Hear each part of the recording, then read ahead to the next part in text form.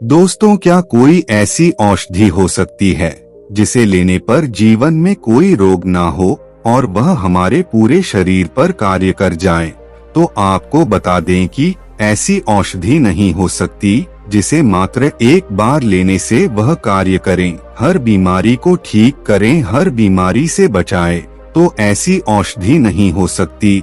लेकिन दोस्तों, एक ऐसा तरीका भी है, एक ऐसा उपाय भी है जिससे हम जीवन भर हर बीमारी से दूर रह सकते हैं। यह तरीका आपको हर एक समस्या, हर एक बीमारी से बचाकर रखता है। अब वह क्या तरीका है, उसे आज हम आपको इस कहानी के माध्यम से बताएंगे। यदि आप भी चाहते हैं कि आपको कोई रोग ना हो, कोई समस्या ना हो, किसी प्रकार की कोई शारीरिक दिक्कत ना हो, पेट से जुड़ी कोई दिक्कत ना हो, या यूं कहे कि आपको फिर से कोई बीमारी छू नहीं पाए, तो यदि आप ऐसा चाहते हैं तो उसके लिए आपको इस कहानी को अंत तक देखना होगा और वीडियो को लाइक करना। ऐसी कहानियां रोज पाना चाहते हैं तो चैनल को सब्सक्राइब जरूर कर लो। एक बार एक आदमी जो हमेशा बहुत बीमार रहता था, वह एक बार आयुर्वेद के एक बहुत बड़े गुरु के पास जाता है और गुरुदेव से पूछता है कि हे गुरुदेव, क्या ऐसी कोई औषधि है? यदि है तो मुझे आप जरूर बताएं, जो कि एक ही औषधि मेरे सभी रोगों को खत्म कर दे। यदि ऐसी कोई औषधि है तो मुझे जरूर बताएं। मैं अपनी इस शारीरिक समस्या से, बीमारियों से, रोगों से दूर रहना चाहता हूँ, बहुत परेशान हूँ। तब वह संत बोले कि अगर तुमने मुझसे यह सवाल पूछा ही है कि क्या ऐसा हो सकता है, ऐसा कोई उपाय है जिसे करने से सभी रोग खत्म हो जाएं, तो मैं तुम्हें जरूर बताता। लेकिन कोई एक ऐसी औषधि जो सभी तरह की बीमारियों, रोगों में काम करे, तो ऐसी औषधि अभी तक तो बनी नहीं है, इसलिए मैं तुम्हें यह नहीं बता सकता। पर हाँ, एक ऐसा उपाय जरूर है। यह सुन व्यक्ति बोला, ठीक है गुरुदेव, आप मुझे वह उपाय बताने का कष्ट करें। तब वह गुरुवर बोले कि आज मैं तुम्हें एक ऐसा उपाय बताऊंगा जिसके द्वारा हम पूरे स्वास्थ्य को ठीक रख सकते हैं और शरीर की कोई सी भी, कितनी भी भयानक बीमारी से बच सकते हैं। तो यह तरीका है अपने शरीर की प्रकृति को समझना, अपने शरीर की प्रकृति को संतुलन में रखना। इससे आपका बल भी बढ़ेगा, सौंदर्य भी बढ़ेगा, हर प्रकार से आपको इससे लाभ मिलने वाला है। तो करना क्या है कि वात, पित्त, कफ, इस सिद्धांत को अच्छे से समझना है। फिर गुरुवर कहते हैं कि पहले सिद्धांत में तुम यह समझो कि हमारे शरीर की प्रकृति कैसी है, प्रकृति के लक्षण क्या होते हैं। असंतुलित है तो उसे संतुलित कैसे किया जाए। फिर वो महात्मा बोले कि सबसे से पहले तुम यह समझो कि वात प्रकृति की स्थिति में आपके बालों पर, आपकी आंखों पर, आपकी त्वचा पर प्रभाव पड़ता है। आपके बाल रूखे होने लगते हैं और झड़ने लग जाते हैं। बाल जब आपके झड़ने लग जाते हैं तब आप तेल का प्रयोग करते हैं, विभिन्न प्रकार की औषधि का प्रयोग करते हैं, लेकिन तब भी लाभ नहीं हो रहा। तो समझो कि वात आपका प्रकोप हो रहा है। यह समस्या आपकी वात रोग की है कि आंखों की रोशनी कम होने लगती है, त्वचा जो है वह रूखी होने लगती है, सूखी पड़ जाती है, झुर्रियां पड़ने लगती हैं त्वचा और चेहरे पर। यह सब वात का प्रभाव होता है। तो यदि आपके साथ भी ऐसा हो रहा है तो आप यह समझ जाएं कि यह वात के कारण हो रहा है। वात आपका असंतुलित हो रहा है। यदि आपको जोड़ों में दर्द होता है, कमर में अकारण ही दर्द हो जाता है, तो यह बात समझे कि यह सब वात के कारण हो रहा है। भूख इन लोगों को अच्छी लगती है, सामान्य लगती है, बहुत अधिक नहीं, बहुत कम भी नहीं। लेकिन इन लोगों को गैस की समस्या, पेट जैसे फूला फूला रहना और डकारे आना, ऐसी परिस्थितियां इनको उत्पन्न होती हैं। और सिर से बालों का निष्कासन ज्यादा होता है। इस प्रकार की स्थिति ज्यादा बनती है और कब्ज की समस्या इनको रहती है, क्योंकि वात जो है वह सुखा है, यह मल को भी सुखा देती है। वात का जो मुख्य स्थान होता है वह आपकी आंतें होती हैं और यह यहाँ पर मल को सुखा करके कब्ज की समस्या खड़ी करती हैं। तो आपको अगर बार बार कब्ज की समस्या रहती है, मल ठीक तरह से निष्कासित नहीं हो पाता, तो आप यह अच्छे से समझ लीजिए आपके शरीर में वात का प्रभाव बढ़ गया है। यह सुन व्यक्ति बोला, गुरुदेव आपने ठीक कहा, यह जो लक्षण आपने बताए उनमें से कई सारे तो मेरे भीतर भी मुझे दिखाई देते हैं। तब गुरुदेव कहते हैं कि ठीक है, अब तुम यह समझो कि मन की स्थिति कैसे ठीक रहेगी। तो यह मन चंचल रहेगा, ठहरेगा नहीं, मन बार बार अलग अलग स्थानों पर जाएगा। वो ध्यान का अभ्यास करें, अपने काम में एकाग्र होने की कोशिश करें। कोशिश करना मुश्किल होगा, ध्यान बहुत ज्यादा भटकेगा। यह सब वाद का प्रभाव होता है। फिर वह महात्मा जी कहते हैं कि अब मैं तुम्हें यह बताता हूँ कि यदि आप वाद से प्रकोप है तो किन चीजों का प्रयोग करके आप इसे ठीक कर सकते हैं। तो आपको मुख्य रूप से भारी भोजन और बासी भोजन को त्याग करना होगा। जब आप ज्यादा मात्रा में भोजन कर लेते हैं तो पेट पर दबाव पड़ता है, भोजन सड़ता है और वहां से वात बनना शुरू हो जाता है। पाचन शक्ति जो है वह भी मध्यम हो जाती है, वो भी तेज नहीं होती है। ऐसा नहीं होता है कि वह कुछ भी बचा लेगा। तो इसलिए आपको भारी भोजन करना ही नहीं है, गरिष्ठ भोजन नहीं करना है, हल्का सुपाच्य संतुलित भोजन करना। अब बात करते हैं कि वात को खत्म कैसे किया जा सकता है। तो उसमें आपको गाय के घी का प्रयोग करना है। जब आप गाय के घी का प्रयोग करते हैं तो इससे आपके वात का प्रभाव कम होता है। और साथ ही साथ आप तिल के तेल का प्रयोग करें। तिल के तेल का आप भोजन में प्रयोग कर सकते हैं। तिल के तेल की आप शरीर पर मालिश कर सकते हैं, वह भी अत्यंत लाभकारी होगा। और जब आप तिल के तेल का 1 चम्मच मात्रा रात में सोने से पहले लेते हैं तो वो कब्ज के लिए भी अच्छा रहता है और आपके बाद के प्रभाव को शांत करने के लिए भी अच्छा है। व्यायाम इसमें कितना करना है, तो आपको बहुत ज्यादा व्यायाम नहीं करना है। अगर आप हल्का व्यायाम करते हैं तो वात की स्थिति में आपको जरूर लाभ होगा। अब आगे बढ़ते हैं कि अगर पित्त के लक्षण हो तो उसे कैसे संतुलित करते हैं, क्या करना है। तो पित्त के लक्षण में बाल सफेद होते हैं, वात की स्थिति में बाल झड़ते हैं, तो पित्त की स्थिति में बाल सफेद होते हैं। बाल अगर आपके सफेद हो रहे हैं तो समझ जाइए कि आपको पित्त का प्रभाव बढ़ा हुआ है।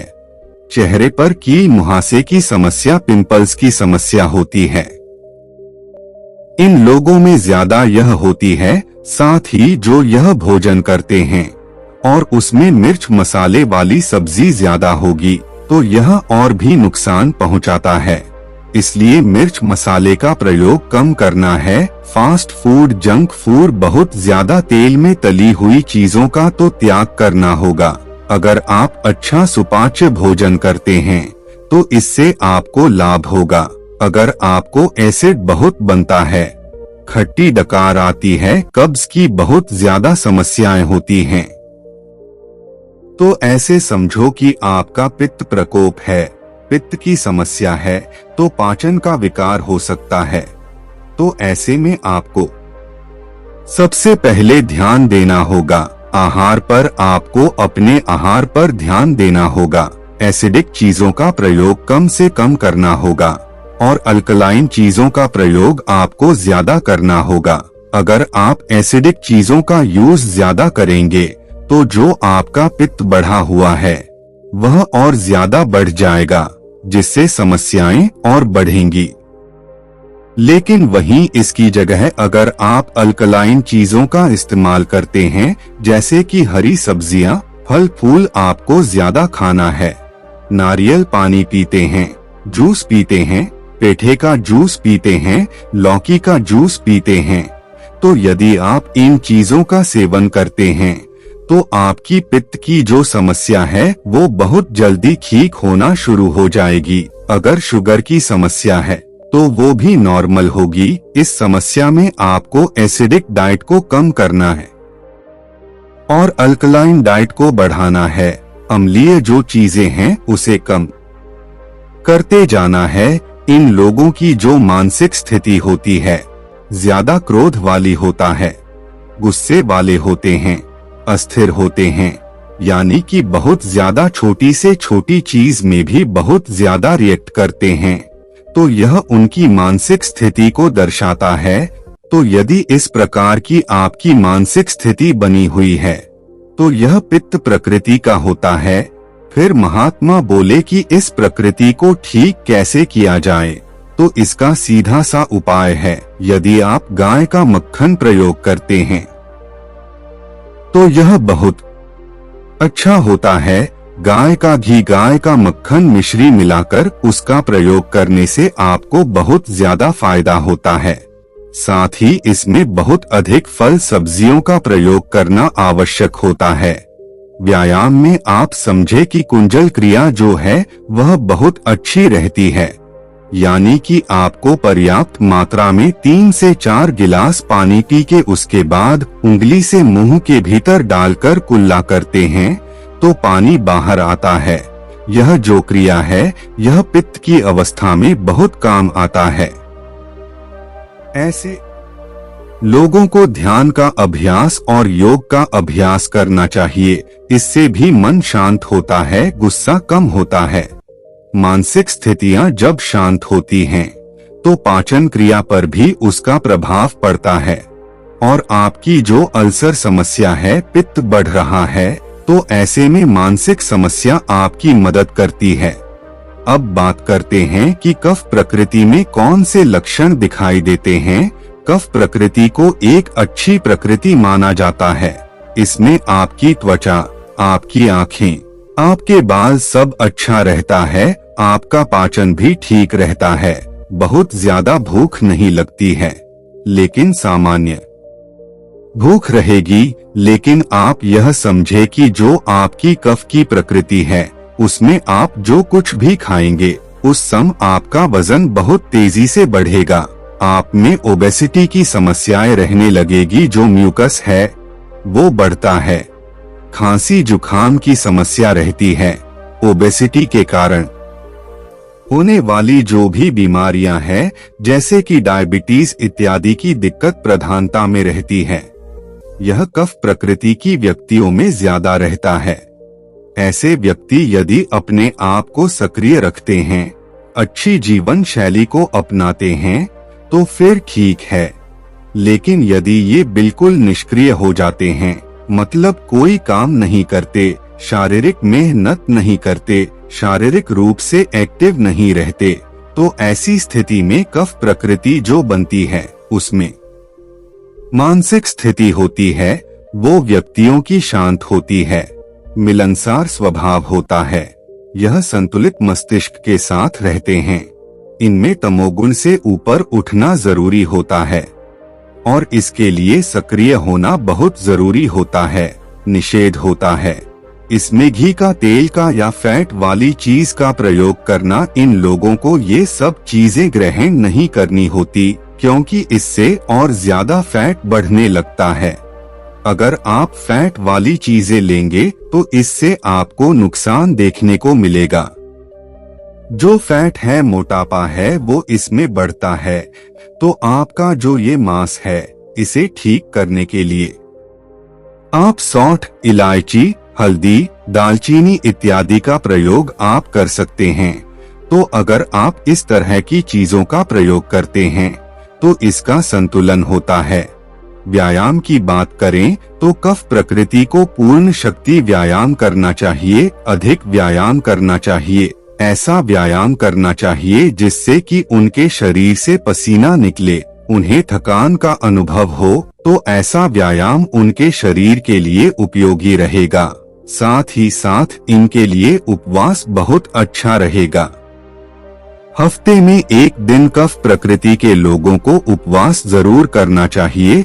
अदिल पूर्ण व्यायाम यानी कि अच्छा व्यायाम, और इसके साथ ही यदि यह व्रत करते हैं तो इससे इन्हें बहुत लाभ मिलता है। तो इस तरह की स्थिति अनुसार आप अपने लक्षणों को देख सकते हैं, मिला सकते हैं कि आपके शारीरिक और मानसिक लक्षण किस तरह से मेल खाते हैं। यदि इस दो तरह से मेल खाते हैं तो आप समझे कि दो प्रकृति के योग भी आपको एक प्रकृति बनाता है, यानी कि आपको वात पित्त हो सकता है, पित्त कफ हो सकता है, वात कफ हो सकता है। इस प्रकार से भी प्रकृतियां बन सकती हैं। तो आपको इस पर ध्यान देना है और उस प्रकृति के अनुसार अपना आहार लेना है। जो चीजें आपको निषेध बताई हैं उसका आपको त्याग करना है, और जो चीजें लेने के लिए कही गई हैं वह आपको जरूर लेनी है। यदि इस प्रकार से आप करते हैं तो निश्चित रूप से आप बहुत सारी बीमारियों से बच सकते हैं। यह सब सुन उस व्यक्ति को सभी बीमारियों का जड़ पता लग जाता है और उसे साथ ही उन्हें ठीक करने के उपाय भी पता लग गए थे, जिसे स्वयं में अपनाने का, उस पर चलने का प्रण लेते हुए वह गुरुजी को प्रणाम करके लौट जाता है। तो दोस्तों, कैसी लगी यह कहानी आपको कमेंट बॉक्स में जरूर बताना, और अच्छी लगी हो तो इस चैनल को सब्सक्राइब करके नोटिफिकेशन बेल को जरूर प्रेस कर देना। अपने दोस्तों फैमिली मेंबर के साथ मिलजुल कर रहे। मिलते हैं एक और नई कहानी में, तब तक के लिए धन्यवाद।